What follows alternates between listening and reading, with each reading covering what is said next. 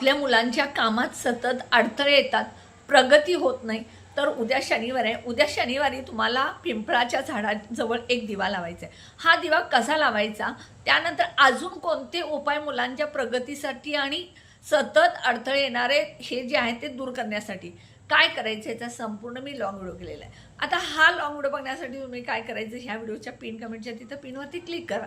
स्वामी दत्त सेवा हे चॅनल येईल, त्या चॅनलच्या खाली होम लाईव्ह शॉर्ट्स व्हिडिओ असेल, त्या व्हिडिओवरती क्लिक करा आणि माझा लॉंग व्हिडिओ जो आहे तो स्किप न करता बघा आणि संपूर्ण माहिती ऐकून उपाय करा. उद्या संध्याकाळी शनिवारी हा उपाय करायचा आहे.